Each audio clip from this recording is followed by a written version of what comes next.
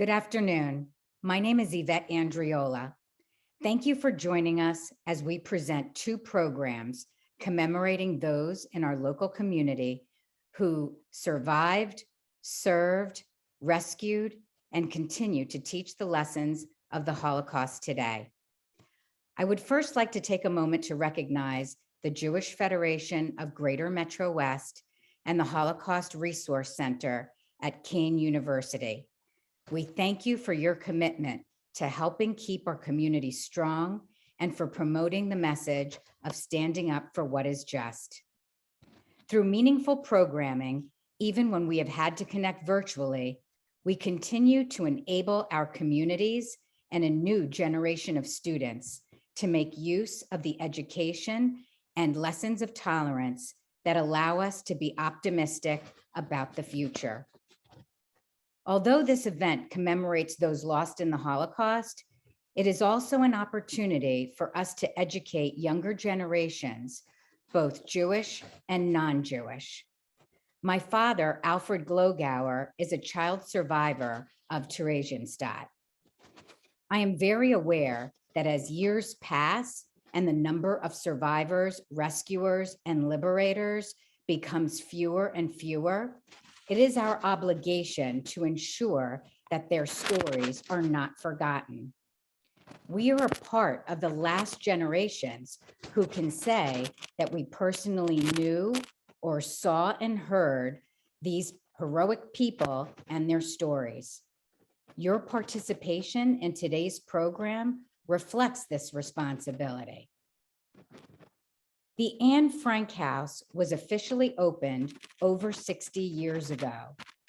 Of the 8 people who were hidden in the secret attic, Otto Frank, Anne's father, was the only survivor of the Holocaust. He recognized the importance of remembering the past and looking toward the future with hope. He expressed that by confronting discrimination and promoting tolerance, each of us has the power to make the world a better and kinder and gentler place to love, live, and prosper. Otto Frank was convinced that young people needed to be persuaded that contributing to a better world is both necessary and possible. He answered thousands of letters from young people who had read his daughter's diary, and he often ended his letters with these words: "I hope that Anne's book will have an effect on the rest of your life, so that insofar as it is possible in your own circumstances, you will work for unity and peace." He explained that we cannot change what happened. The only thing we can do is learn from the past and to realize what discrimination and persecution of innocent people means. Otto Frank did not want the visitors of the Anne Frank house just to think about the sorrow of the Holocaust. He also wanted to inspire them to take action against prejudice and discrimination themselves. His aim was to get people to understand each other. As long as we don't understand each other, there are misunderstandings. For any teacher who is interested in scheduling a guided tour with your students, please reach out to Jamie Karras at the Holocaust Council. Jamie's email can be found in your Zoom chat, and she will work with you to arrange a program. We now welcome you to join us for a virtual tour of the secret annex with Morgan Bailey, the Director of Educational Programs and Outreach for the Anne Frank House. Thank you so much, Yvette, for that introduction.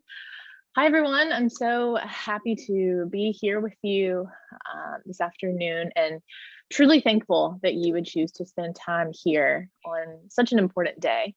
And I hope that you learned something and are moved by this experience.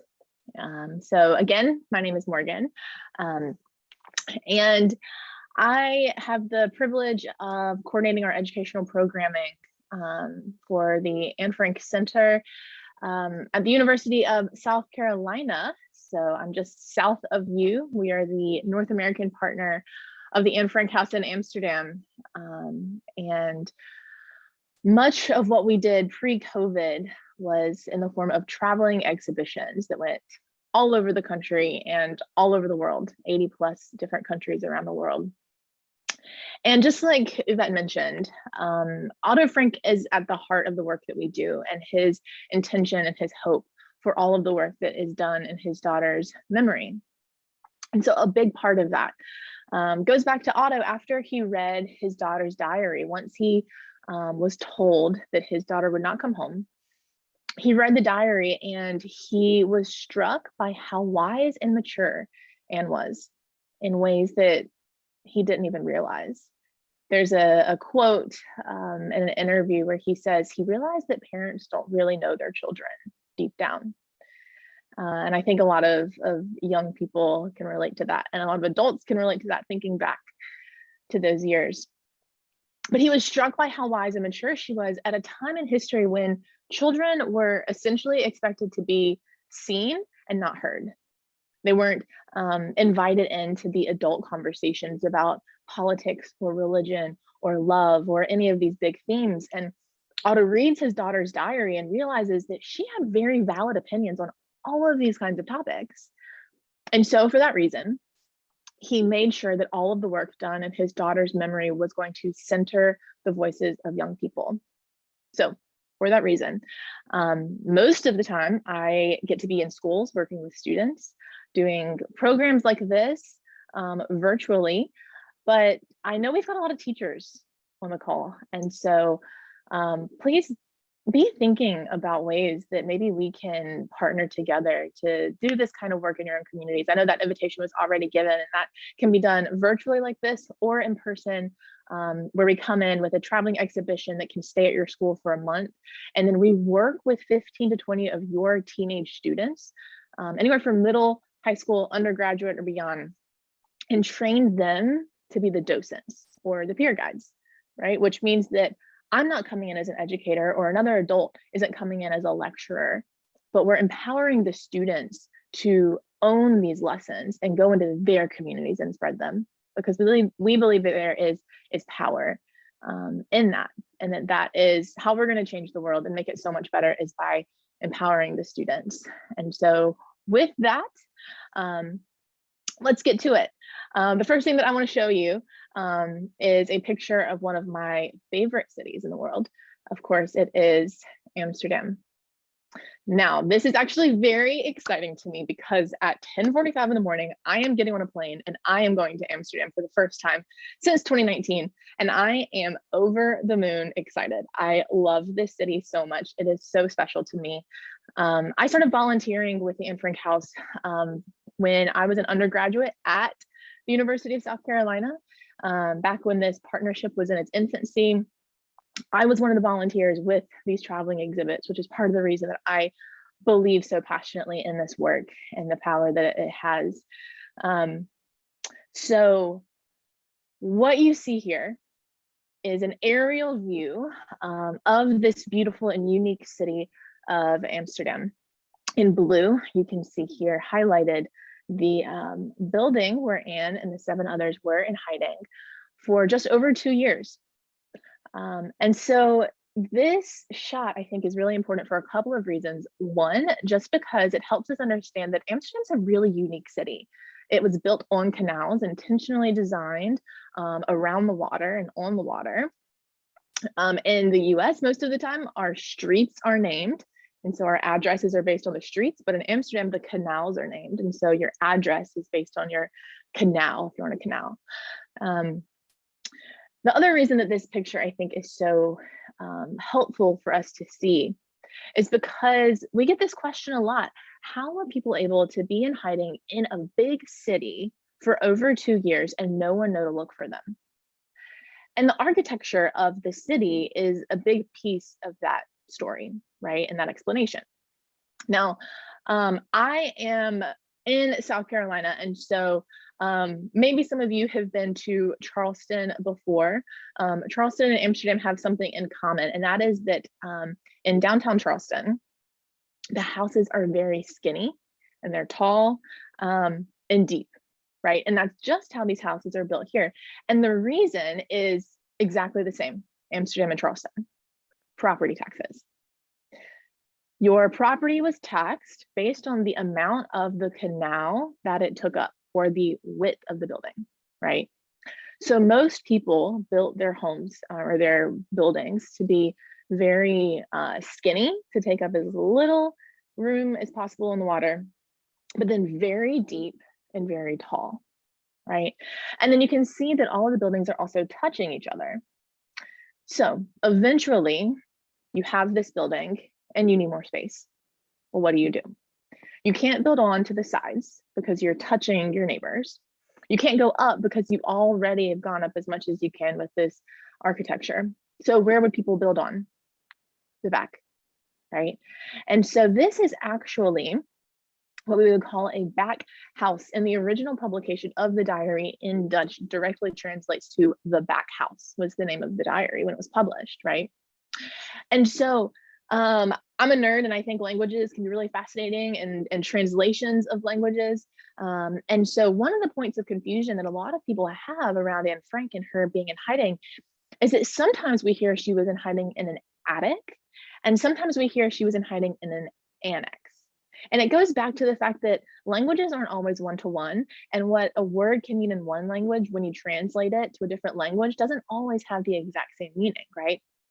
So when we hear she was in hiding in an attic, a lot of us picture the unfinished storage space above our homes, right? So a lot of people picture young Anne and these 7 other people like huddled up in this storage building, basically this storage area. And that's not accurate at all, right? So she was in what is more accurately called an annex, right? Which is this like extra small house that's built on as an addition, right? Is what they would call these small houses built onto the back. Now, this was the workplace of her father, Otto. So she wasn't in hiding at her own house. She was hiding at her father's office space. So now we are going to zoom in. I'm going to stop sharing this screen, and I'm going to share another view. So here you can see the infamous bookcase that, of course, concealed the entryway into the hiding space. Now, first, I want to show you one other image that is basically zooming in on that image that we just saw and looking at the interior of that highlighted building. So here you can see the original building, and here you can see the annex.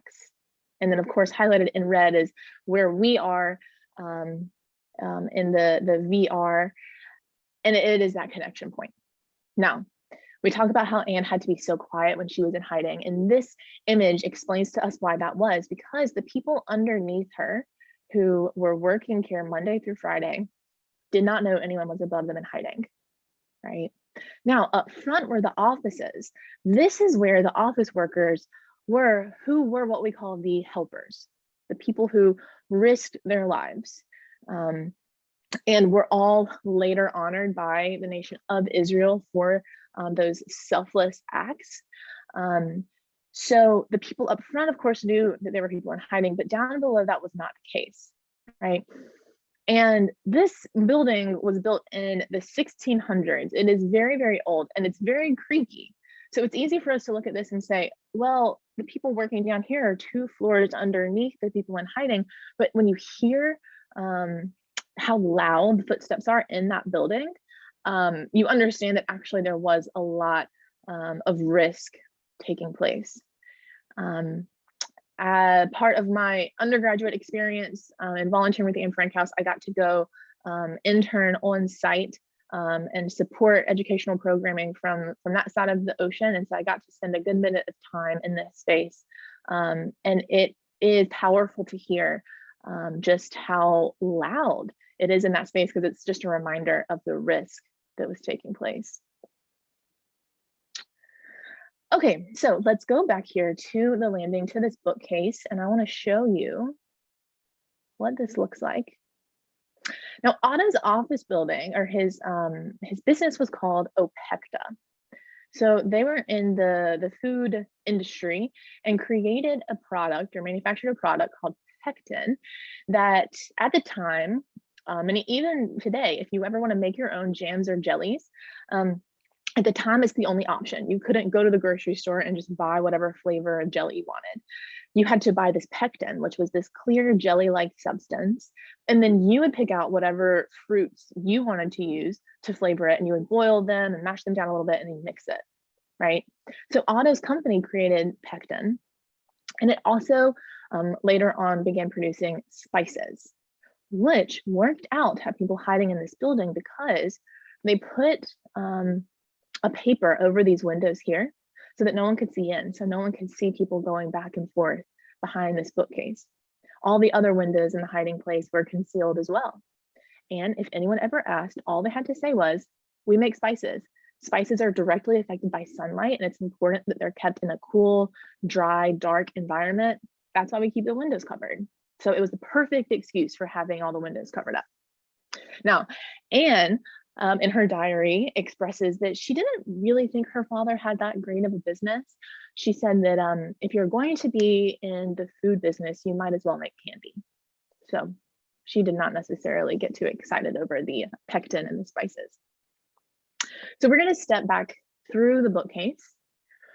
Now, the hiding place itself is 2 stories tall.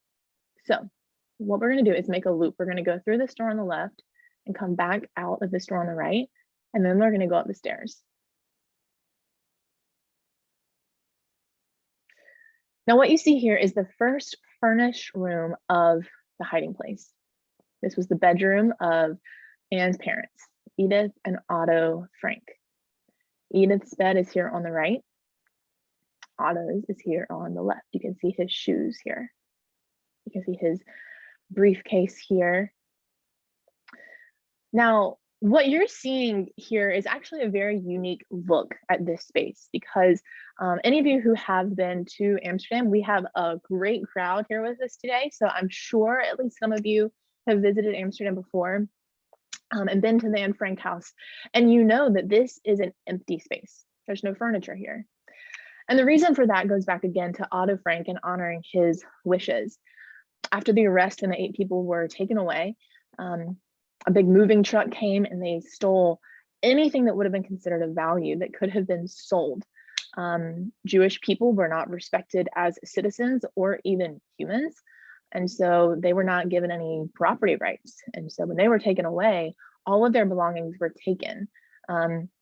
We think about the economy at the time, how desperate people were for resources. So anything that could then be sold or used or given to someone of a higher rank, that's what would happen. And so all of their belongings were taken away. And so when Otto comes back into this space in 45, after being liberated from Auschwitz, he comes back to this space and finds it empty. And he saw it, one, as an extension of himself and the emptiness that he felt of everything that after everything that he had been through. But another reason is that he knew that eventually this was going to be a moment in history, and that Europe and the world, but also Amsterdam and the Netherlands, was going to move on and put this horrific moment in history behind them in a lot of ways. And he wanted to make sure there was at least one place in the city of Amsterdam that was almost frozen in time. So when you and I walk into this hiding space and we see it empty, we are seeing it the same way that Otto found it in 1945, which is powerful. Now, there were a few exceptions. And so we do have some artifacts that are displayed at the Anne Frank house because they were not seen as valuable to those who were looting the place, essentially. Some of the things that we do still have, Edith's prayer books. And I think that's important to think about because we know that if someone's going into hiding, they have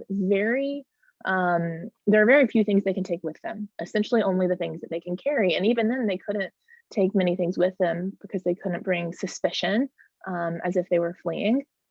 But Edith chose to bring her prayer books.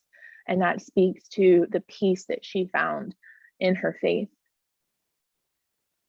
Now, when they went into hiding, the plan was for these 2 families to go into hiding together, the Frank family and the Van Pels family. The hiding place was 2 floors. And so the Frank family was going to share this bottom floor of the hiding place. and the Van Pelt's family was going to share the top floor. They had a nice plan. They go into hiding, and not long later, or long after, one of the helpers, the one that we've probably heard the most about, or you may have heard of, is Miep Hees. And Miep went to the dentist. She had a Jewish dentist, and his name was Fritz Pfeffer. And he trusted Miep, knew she was a good person.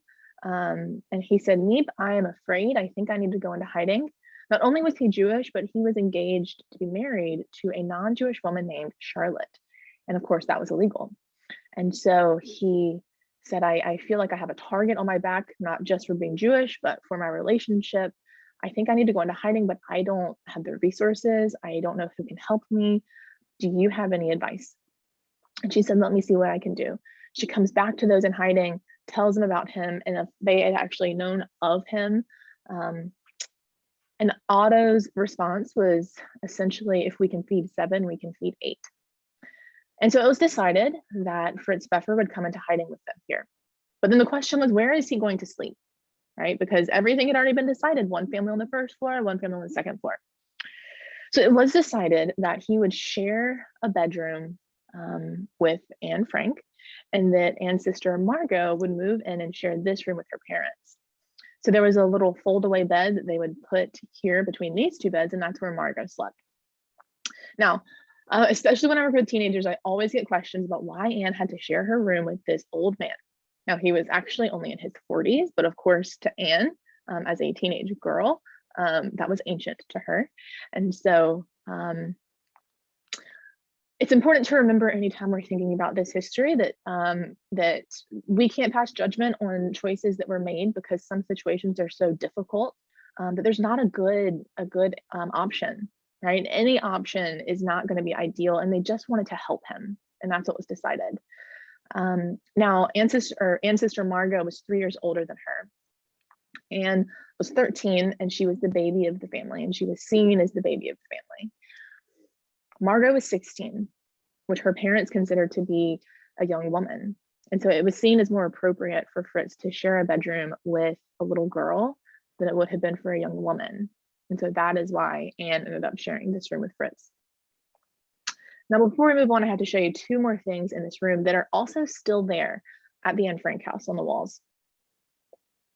The first is a map where Otto Frank would listen to the radio, he would listen to the BBC, and he put this map on the wall and would use push pins to track the invasion of the Allied forces when they landed at Normandy. And of course, he was listening to the radio and hoping that he would hear they were approaching the Netherlands and Amsterdam and that they were going to be freed. And we know that did not happen soon enough. Now, this image here is, to me, the most moving part of the whole hiding place. I think maybe it's because I have a daughter now. She just turned 1 last week. But here you can see where Anne's parents used pencil, and they tracked the height of their girls as they grew while they were in hiding.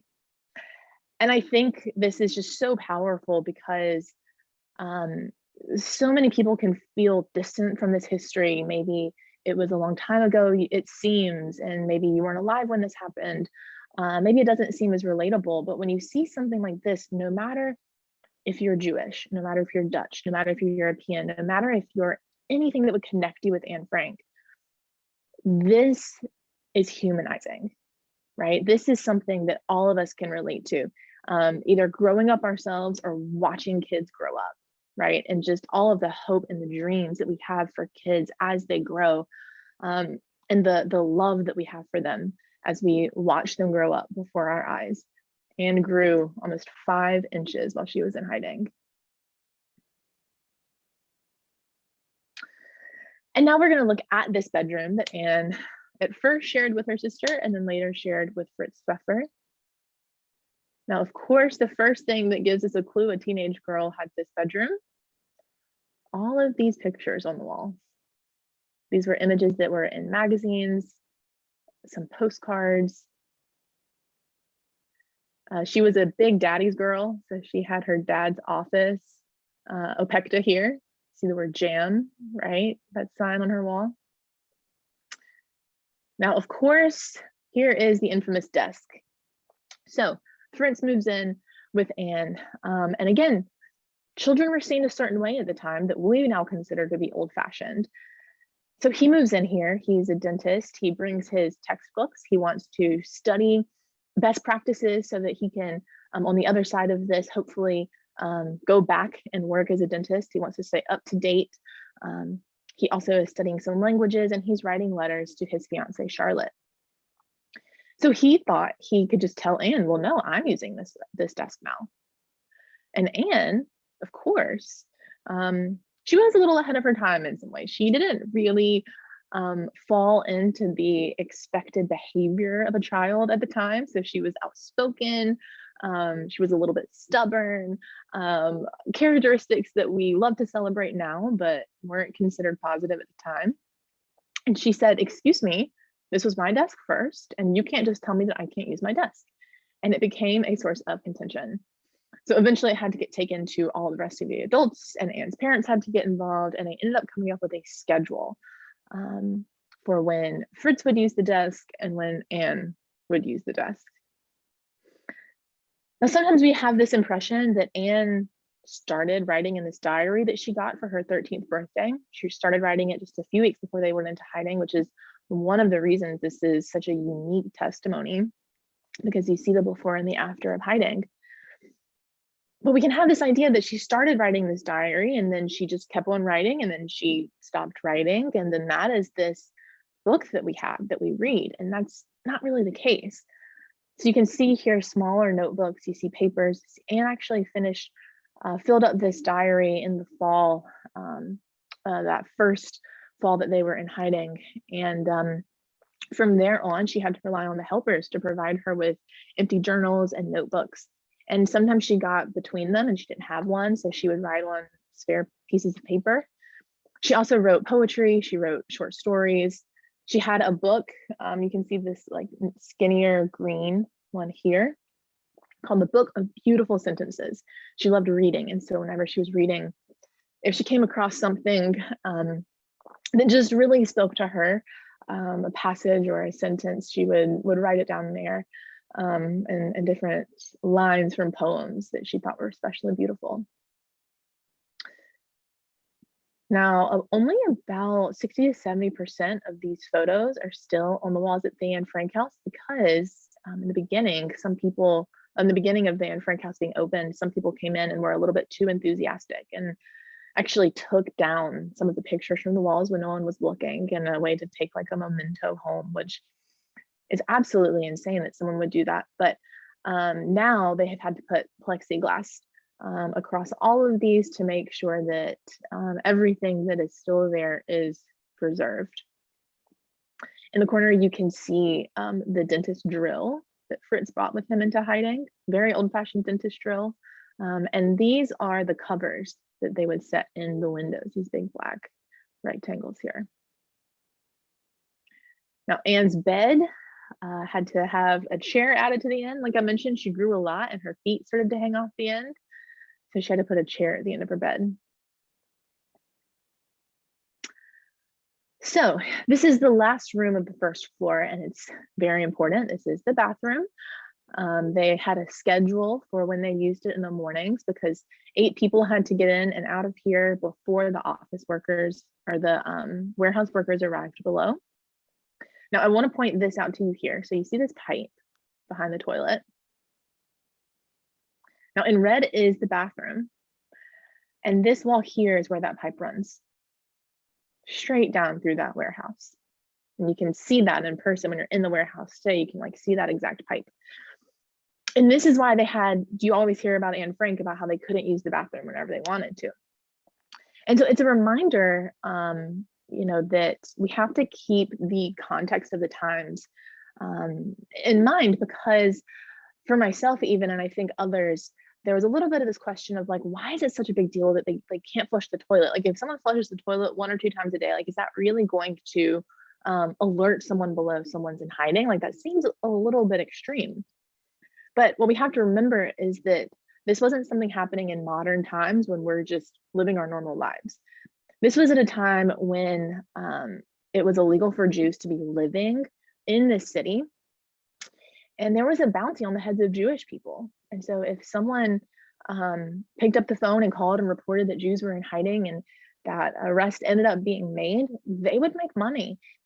And the economic climate at the time was, of course, terrible, especially as time went on and these very harsh winters they had. It was hard for people even not in hiding to find food and resources. And so the prospect of making money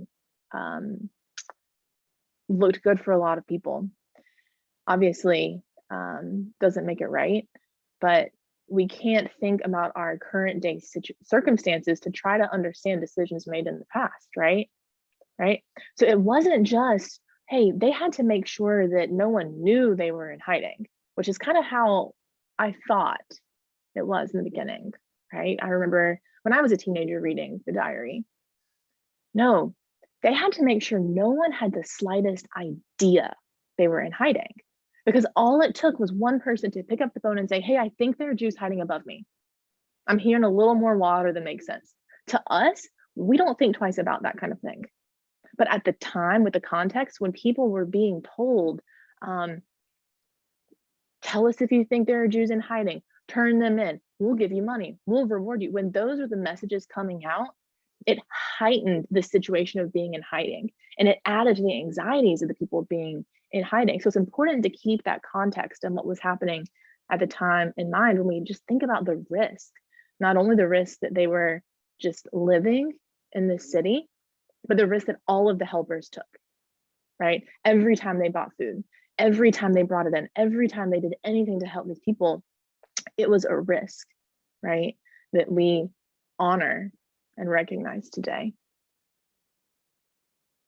Now you'll notice there is no shower or tub here. The only hot water was in the kitchen in the office building. And so they would have to take this tub when no one was in the building and fill it up in the other part of the building. And that's how they would bathe. And then the last thing that I'll mention here before we move on is that Anne is able to do something as a teenager that is just so difficult, even for adults to do today, right? And that is acknowledging that two realities can be true at the same time, even if they seem like opposites. So what does that mean? That means that Anne writes in her diary about the fear, the terror, the anxiety that she lived with every day that we truly cannot wrap our minds around. We've lived through a pandemic, we've lived through lockdowns, but none of that can compare to the fear of your life being taken from you just because of who you are, right?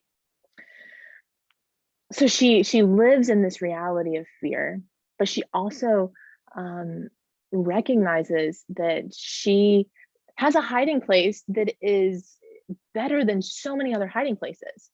I don't know if y'all have heard of the TED Talk, The Danger of a Single Story. It's great, I highly recommend it. But it talks about how sometimes the first example of something you learn about is the one that sticks in your brain, and you think that everything else related to that is going to be similar. So what can that mean? That means that maybe you see this hiding place and you think, oh, this is what a hiding place looked like in the Holocaust. And I know a lot of you probably know that's not at all the case because of stories that you have heard from people directly, maybe even you yourself, right? Hiding places looked like holes in the ground in fields, under bales of hay, right? In barns, under floorboards, behind fake walls in closets, in cellars in the dark for days or weeks or months on end. So Anne writes in her diary that she has basically the Taj Mahal of hiding places here, right? And so you can only imagine this emotional toll that she's feeling, knowing all of these things at the same time. And she has this, what at the time was survivor's guilt, talking about her friends that she knows that are being taken away, and she has this warm bed here. So as much as we want to look at this hiding place and it gives us a glimpse into Anne, we also want to acknowledge that this is not the story that represents all experiences of hiding. Now we're going to go up these stairs and we're going to look at the large room that served many purposes. It was the bedroom of the Van Pels, Herman and Augusta Van Pels. It was the sitting area and dining room.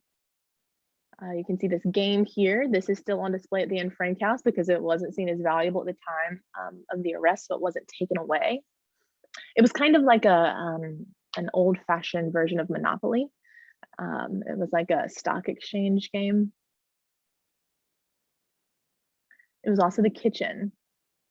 And I've already mentioned this, but we really just want to pause here and acknowledge the risk and the sacrifices that were made by helpers throughout this history, not just the ones in Anne's story, but the others who, Amsterdam is a big city, but there are neighborhoods and pockets and people know each other, right? There were ration cards at the time, so they couldn't just go to the store or go to the market and buy as many vegetables, meat, especially as they wanted.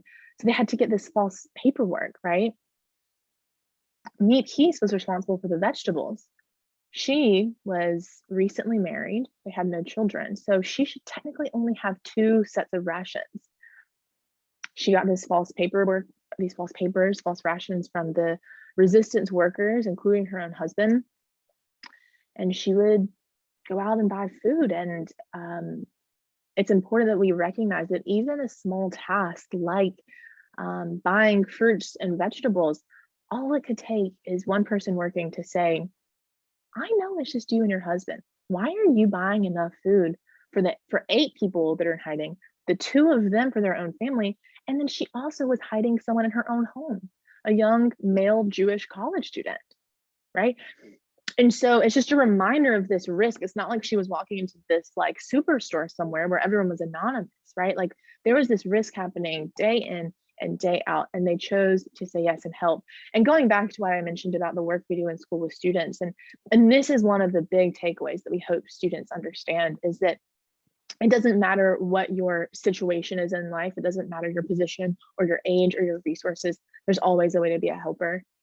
And we don't need to compare if you can help in big or small ways, because helping is helping, and we all want to be the upstanders.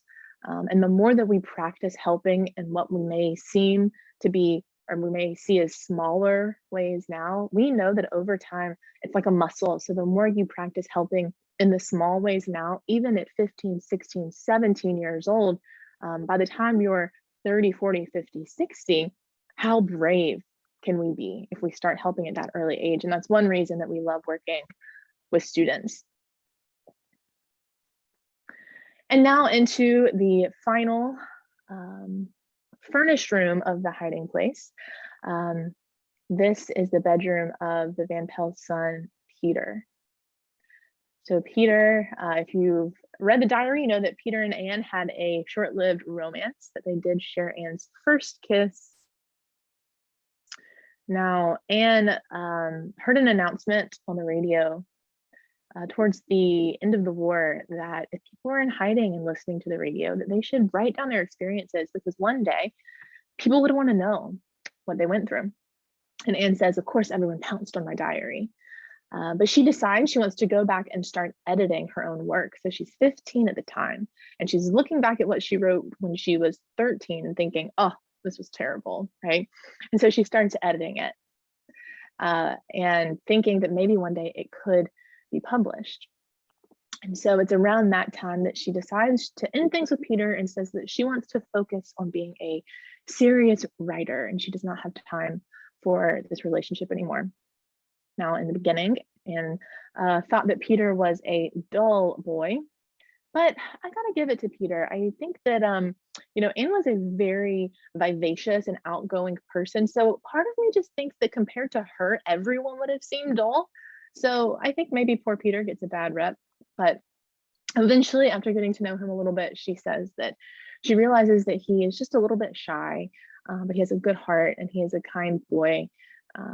And so this is, of course, a big part of what we know about Anne today, and just how she was such a normal girl, which is part of the reason and one of the big takeaways that we hope people have from learning more about Anne. It's not so much that Anne was so special and set apart from any other person at the time, as much as it is that for so many people, this is a macro history of really big numbers of the Holocaust, and teachers on average only have about 3 class periods to teach that. And so sometimes they have to focus in on those big macro numbers, like 6 million and 1.5 million children. But what we hope Anne does is lets us zoom in and recognize the humanity. And then once we see the humanity in Anne, the next step is seeing that every single person represented by those big numbers had a name, had a story, and deserves to be remembered in whatever way they can be. And so the last place we're going to look before we break for questions is the attic. Now the attic, it can be a little confusing, right? If people have heard the word attic used to describe where Anne was in hiding, but now there's an attic here, right? So this was an attic as we mean attic in the US. And so this was for storage. So this is where they had things like beans and rice and other foods that could be stored up here. And they also would dry their clothes they would wash by hand here. Now, someone usually asks, why couldn't people sleep up here? Look at all of this space. How many more lives could have potentially have been saved if people could have just slept up here, right? Well, this attic was not insulated. And so if you know anything about the weather of Amsterdam, it can get very cold and windy and rainy in the winter months and very hot in the summer. Actually, it can be cold and rainy in fall, summer, or excuse me, fall, winter, and spring, actually, for much of the year. So it's just across the water from London. So it's got that stereotypical London-like weather. And so it would not be healthy or safe for people to sleep up here for an extended period of time, because it would essentially be as if you were sleeping outside. And that just would not be a safe place. Now, Anne loved spending time up here. This was the only window she could look out of during the day and see the sky and see the trees, because it was so high in the attic that no one else was going to be able to look down and see her in it. And there was a very special tree that was here that she writes about in her diary that unfortunately in the early 2000s got a disease, and then a storm came and the tree was not able to be saved. However, some very smart people decided to take some saplings. And so now we have this second generation of Anne Frank's chestnut tree that have been planted in places of significance all over the world, including most recently at our center in South Carolina. There's also one on the lawn of the Capitol building in Washington, D.C. And so in this way, we see Anne and her legacy living on in these locations through this tree. So at this time, I am going to go ahead and pause. I want to make sure that we have plenty of time for questions. What I will go ahead and do is answer the first most commonly asked question, and that is, who betrayed the Franks and the others in hiding? The short answer to that question is we do not know. And of course, you can read all kinds of things on the internet. There are many, many theories. One of the helpers, her name was Bep. So little translation, fun fact for you. So Bep, her full name was like a Dutch version of Elizabeth. So a nickname for Elizabeth is Betha, B-E-T-H. So Bep was that shortened nickname. And Bep had a sister who is a Nazi sympathizer. So there's a theory that Bep's sister found out what she was doing and that she betrayed them. There's a theory that there was a cleaning lady who would come and clean the offices and the warehouse below. Now, after 5 p.m., when all of the warehouse workers would leave, one of the helpers would go check below, make sure everyone was gone. And then they would go upstairs and they would tell the people in hiding, everyone's gone, you can relax a little bit, you can run the water, you can talk, you can move around. And there's a theory that maybe the cleaning lady was there late one day, came in late, and she heard them. Similarly, we know of 2 times that there were robbers that broke in below. And so could one of them have maybe heard people or another robber that they didn't even know was there? Now, there was a book that came out earlier this year. There's a retired FBI agent who looked at this as a cold case and used modern technology, interviewed a lot of people, and they came up with a theory of someone who may have been the person to betray the Franks. So institutionally, we do not stand behind that and say that we fully agree that that was the person. There's a lot of reason to doubt that. And honestly, the stakes are just too high to say for sure that that is who did it. And so formally, we're not going to say that was the case, but there are always conversations going around about that. Personally, I kind of think that it's not something we need to focus too much on because it's not going to change anything and it's not going to make anything better. I think we should focus a little bit more on what we can learn and what we can be improving, but I do understand that people want to know. So with that, I will officially turn it over for more questions.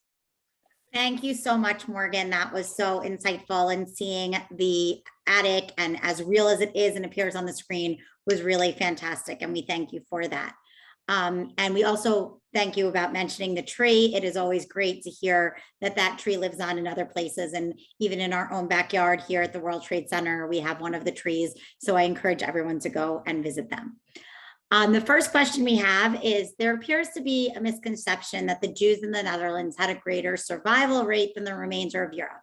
Is it true that very few Jews in the Netherlands survived the Holocaust? That is true.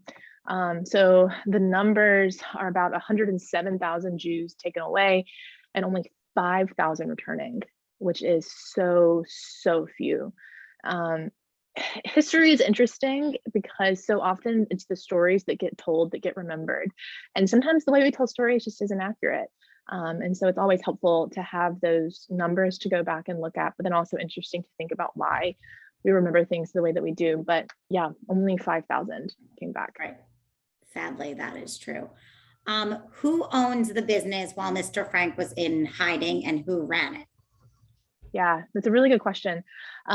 So there was a point where Otto was no longer able to own a business. That was one of the laws that were passed, that Jews could no longer own businesses, right? And so he had to formally and officially sign that over to one of his office workers who was one of the helpers. And so, you know, that was a formality, but as long as they were not in hiding, Otto was still running the business.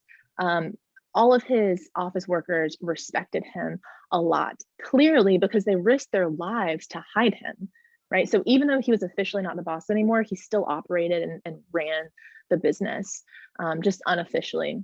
After they went into hiding, that continued, and they would actually come in, and the office workers would come in and they would ask him for advice and, you know, suggestions on how to handle situations and run the business. So he got to feel like he was still involved. He later mentioned something about how he thinks that maybe they did that just to help him feel a sense of like purpose while he was in hiding and to give him something to work on, because he said that they were all very capable of running it on their own and he didn't think they needed him, but he appreciated being invited in to still be a part of that even when he was still in hiding. Right. Okay. I believe I had read a few years back that Anne's father edited her diary before it was published, and that a new version was released that contained more excerpts. Is that true? Yes, good question. That is true. And important to note, actually, that is the source of one of the conspiracy theories that Anne's diary is fake and that Otto wrote it. And so that's just an important distinction I do want to acknowledge. So Anne was writing in a diary. She was writing to a friend. She considered her diary to be her best friend. And she was just a teenage girl writing in her diary. So she wrote very open and honestly about her body changing. She was 13, 14, 15 years old, about her feelings about boys and girls, about, you know, one time she writes about seeing her father naked for a second when the door wasn't shut all the way. She also wrote some pretty cruel things about her mother. And I don't say cruelty with judgment. I say that to say that she was a teenage girl writing in her diary and she was mad. And any of us, when we're mad, say things we don't mean, right? Otto is reading her diary having lost his family. And so he made the decision to not publish any of the mean things that Anne said about her mom, because to him, I mean, he's a grieving husband, so he doesn't want to put anything cruel about his wife out into the world. He also made the choice to keep out some of the more mature themes of the diary, just mature for like the 40s and 50s, right? Like not mature today, talking about, puberty isn't Right. anything It's scandalous, but different at the than it was time, then, of course. right. And so that was kept out at the time. Now later it was all added back. And so, what is read today includes everything. But again, like that was the source of some of these conspiracy theories that Otto wrote the diary, not Anne. And he actually ended up taking that to a court of law in the Netherlands, and he had it proved with handwriting experts that Anne wrote it by going back into her old schools and getting her old school work and looking at the handwriting and saying that what is in the diary came from Anne. And it's sad that he had to do that, but he just wanted to make sure that there was something official that would negate any kind of theory that tried to take away from the power of this testimony that we have. Right. And especially not that he necessarily knew this, but we know today, especially with so many, sadly, Holocaust deniers out there, we want to make sure that we have the proof that she actually did write that diary. Exactly. And he was so ahead of his time that he thought to even do that. Exactly. Absolutely. This is a very important question because we know that the helpers were at great risk for helping them. So do you know, and what did happen to the helpers after they were discovered, after the Franks were discovered? Good question. So the good news is that the 4 helpers who worked there on site, they did survive at the arrest. So there were 2 women and there were 2 men. And so the men were arrested. Victor Kugler and Johannes Kleiman were both arrested, and again, ended up surviving. The women were not. And that's really interesting to think about why that is the case. And there are a couple of theories about that. One is just the sexism of the time. Hiding someone in the middle of a city for that long was incredibly difficult. And so there's this theory that these younger girls, Beth was only in her early 20s, there's no way they could have had anything to do with this, right? Like surely they're just the secretaries. They don't know the ins and outs of what's going on here. Another theory is that, so Miep was originally from Vienna, Austria, and that is where the arresting officer was originally from. His name was Karl Silberbauer. And so when she heard him talk, she recognized his distinct accent, and she went up to him and said, "You're from Vienna, I am from Vienna. We have this in common. You can trust me. These are good people. Leave them alone. They're good," and tried to like fight for them and beg for them, really. And so there's also this theory that because they were from the same place, that he chose not to arrest them. But they all did end up surviving. Great, that is good to know. So we have a few schools that are logged on, and we have a student that is asking, is Otto still alive? And did he have a theory of who did it? That's a really good question. So Otto is not alive anymore. He did live a long time, died in 1980, and was a part of the opening of the Anne Frank House in 1960, and seeing that it began on this trajectory that honored Anne in a way that he felt he wanted it to. So he was very involved with the organization. And there are a lot of people who think that he knew. And that is another reason that a lot of people think that we should not try too hard to find out who did it, because the thinking is if Otto knew and he chose not to expose that person, maybe we shouldn't either. We should kind of respect what he wanted. And I'm just going to leave it at that. That's a good answer. This is another insightful question from another student listening in. Wasn't there anyone that noticed the whole time that they were in hiding that 3 stories were going unused? That's a good question. So this was kind of like a business district at the time. And so it was known that this was a part of this company. And it was also known that sometimes they would use part of the building for storage. So a lot of people probably just thought like this is a part that's used for storage. Remember that the windows were covered up, so they didn't really know what was happening in there. One thing I like about that picture I showed in the beginning is that it can help us think about depth perception, because at a standalone building, like if you walk up to my house today, that's just a regular single home, you can kind of like see the building and get a sense of how big you think it is. So if you walk in the first room and I say like, this is my house, you're going to be like, it seemed like there's more to it based on how big it looked from the outside, right? But when all the houses are connected, you don't have any reason to question that. So when they would walk in the front of this building and the building ended, they didn't have any reason to think like, it seems like there should be more behind here, right? And so the way that the neighborhood was laid out and the city was laid out really is part of the reason they were able to stay in hiding there so long. Right. Is there anyone still alive today that had direct contact with Anne and her family? Good question. So the first person that comes to mind, her name is Ava Schloss. And so she is what we call the posthumous stepsister of Anne. So Anne's father, Otto, obviously survived, and he remarried later on. He married a Holocaust survivor whose daughter was also a survivor, and that daughter was Ava. So Ava now speaks and shares her story, and they actually lived in the same neighborhood. So Eva remembers Anne when she was a little girl. And that's not unusual when you think about how these were German refugees who left Germany and moved to the Netherlands. A lot of the times they settled in the same area, right? They had similar experiences. And so they were both these kind of refugee families who had come from Germany. And so they knew of each other. And it's funny, Eva talks now about Anne being this outgoing girl and the center of attention, talking all the time. She also had a friend named Hannah Peak Gosler, who is still alive, and she lives in Israel. And there's some really powerful testimonies from her because she is the last person we know of to have seen Anne alive, because she was also in Bergen-Belsen. And so she talks about seeing Anne, and Anne saying that she didn't have any family anymore. And today Hannah says, I wish I could have told her your father's alive, because maybe she would have been able to hold on a little bit longer. So yes, there actually are a few people alive who did know Anne. Great. We have time for one last question.